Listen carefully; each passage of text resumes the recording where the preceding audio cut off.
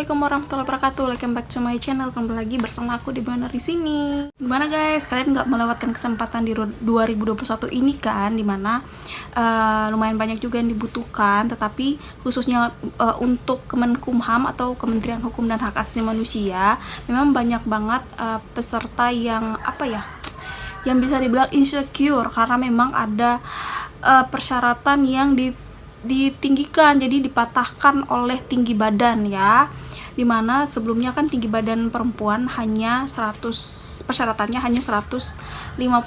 Nah sekarang untuk tahun ini persyaratannya tuh udah naik di 160, jadi banyak banget yang dipatahkan tinggi badannya. Aku juga sedikit ngerasa gimana ya, soalnya banyak juga kan perempuan wanita yang tingginya memang benar-benar nggak mencapai 160. Itu adalah salah satu perbedaan persyaratan atau tes di tahun 2021 dan tes sebelumnya.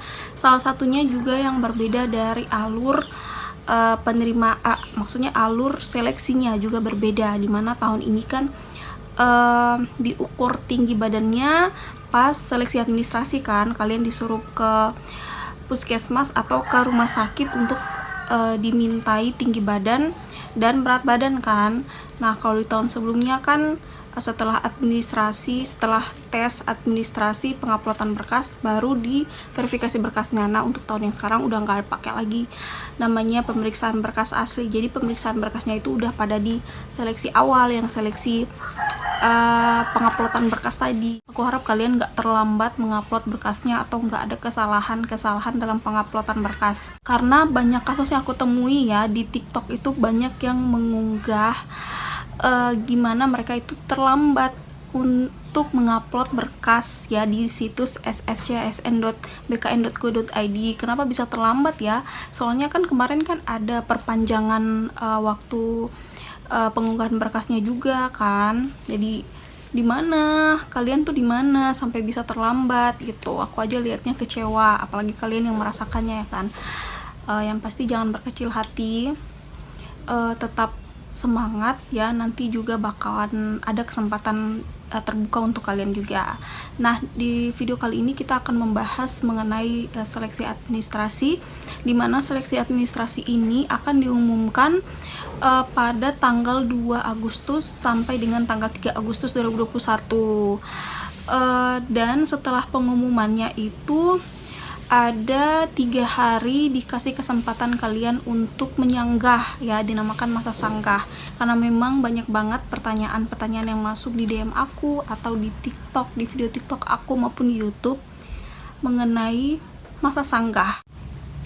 Masa sanggah itu dia berlangsung selama 3 hari dari tanggal 4 Agustus sampai dengan tanggal 6 Agustus gitu. Masa sanggah itu jika kalian merasa kalian itu sudah mengupload berkas sesuai dengan yang persyaratan atau dengan yang mereka minta, kalian sudah upload dengan benar, semuanya sudah benar, dan nama kalian itu nggak masuk di tes berikutnya atau nggak lolos di seleksi administrasi, kalian bisa menyanggah gitu. Kalian menyanggah dengan bukti-bukti yang sudah tertera atau bukti-bukti yang valid, bukti yang benar-benar menunjukkan kalau kalian tuh sudah benar dalam penguploadan berkasnya, sudah sesuai seperti yang diminta gitu loh. Gimana caranya? Caranya yaitu pelamar menyanggah atau melakukan sanggahan 3 hari setelah pengumuman administrasi itu keluar. Jadi kalian menyanggahnya itu di situs yang kemarin kalian pakai untuk mendaftar di sscsn.bkn.go.id. Setelah kalian masuk, kalian tulis semuanya, kalian jabarkan kronologisnya, kalian upload bukti-bukti yang valid atau bukti-bukti yang menunjukkan kalau kalian tuh sudah sesuai dalam penguploadan berkas gitu. Tapi masa sanggah ini perlu kalian ingat kalau kesalahannya itu hanya berada pada panitia seleksi atau panitia yang menyeleksi berkas-berkas kalian itu. Kesalahannya itu harus pada mereka, bukan pada diri kita. Kalau misalkan kesalahannya pada diri kita, misalkan kita sendiri yang tidak sesuai dalam penguploadan berkas, salah dalam upload, salah dokumennya dan lain-lain, itu nggak bakal diterima guys gitu. Jadi kalian harus memastikan dulu yang salah dari kitanya atau dari penitianya yang salah gitu loh. Nah, dan setelah sanggahan kalian diterima, mungkin karena memang kesalahan dari mereka, dari panitia seleksinya yang salah dalam melihat berkas kalian, sehingga menimbulkan kalian pun gak lolos dan kalian pun merasa sedih gitu ya. Nanti akan diumumkan lagi nama-nama yang lolos seleksi administrasinya paling lambat 7 hari setelah berakhirnya masa sangga gitu. Jadi jangan berkecil hati bagi kalian-kalian yang merasa aku udah gak lolos administrasi, aku udah gak bisa lanjut. Nah, jangan, kalian harus ingat, kalian udah upload dengan benar belum? Kalau udah benar, ya udah kalian sanggah, kalian harus tetap maju, jangan menyerah gitu. Dan setelah kalian dinyatakan lolos mengikuti babak berikutnya atau tes berikutnya, setelah kalian lolos seleksi administrasi, kalian akan berlanjut ke tes yang memang benar-benar menurut aku yang paling susah, yang paling sulit, yang paling bikin pusing ya menurut aku nggak tahu yang lainnya, mungkin yang lainnya ngerasa gampang, yaitu tes SKD atau seleksi kompetensi dasar, dimana tahun ini itu ada perubahan lagi, maksudnya berbeda dengan tahun-tahun sebelumnya. Kalau tahun sebelumnya kan soalnya itu ada 100 dalam waktu 90 menit pengerjaan. Nah, dalam tahun ini seleksi kompetensi dasar menurut informasi yang aku baca itu ada 110 soal dalam waktu 100 menit pengerjaan soalnya gitu. Lalu ada perbedaan dalam passing grade-nya juga. Untuk itu, bagi kalian yang mungkin masih SMA atau yang mungkin sudah lulus SMA atau lagi kuliah dan mau ikut tes atau tertarik untuk menjadi seorang ASN atau mungkin ingin ikut tes Polsuspas sama seperti aku, ya kan, atau yang nantinya lolos seleksi administrasi, ya kan, kalian sudah harus belajar dari sekarang. Belajar apa, Kak? Yaitu belajar soal-soal untuk menghadapi tes SKD, karena tes SKD itu benar-benar tes yang menurut aku pakai otak kan, pakai kecerdasan kalian, pakai kemampuan kalian gitu. Jadi harus kalian benar-benar tekun dalam mempersiapkan untuk ikut tes SKD itu. Selain belajar, aku sarankan kalian untuk ikut tryout gitu. Kak, kenapa sih harus ikut tryout? Belajar kan udah cukup. Kalau menurut aku sih nggak cukup untuk belajar doang, karena kalian tuh nggak bakal tahu kalian belajar ini tuh udah masuk ke otak kalian atau belum, udah paham atau belum, udah benar-benar ngerti atau belum. Nah, untuk itu aku sarankan kalian ikut tryout, karena kalian bisa tahu kemampuan kalian itu sampai di mana. Kalian kurangnya itu di bagian soal yang mana, apakah TIU, apakah TWK, ataukah TKP gitu. Kalau kalian tahu kekurangan kalian belajar lagi gitu di situ. Nah, sama seperti aku dan suamiku, alhamdulillah lolos kemarin juga karena rajin ikut tryout. Nah, kalau ada yang tanya, Kak, gimana sih caranya kalau kita mau ikut tryout? Nah, aku saranin kalian ikut tryoutnya itu di Siap Jadi ASN, karena di Siap Jadi ASN itu mereka punya soal-soal yang berkualitas, kisi-kisinya berdasarkan Permenpan RB gitu. Lalu jika kalian tryout di Siap Jadi ASN, di dalamnya itu sudah ada timer, sudah ada perankingan nasional gitu. Jadi kalian bisa tahu kalian tuh ranking berapa.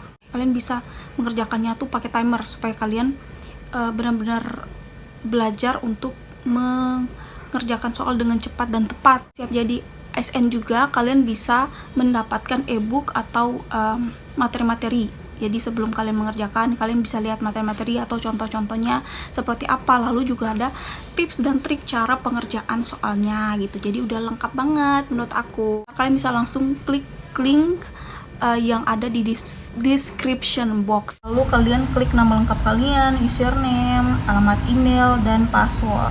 Dan kalau menurut pengalaman aku sih, kalau kalian benar-benar ingin ikut tryoutnya, kalian harus belajar dulu. Kalian mau tryout dulu juga nggak apa-apa, supaya kalian tahu kalian kurangnya di mana. Tapi menurut aku kalian belajar dulu kan. Kalian belajar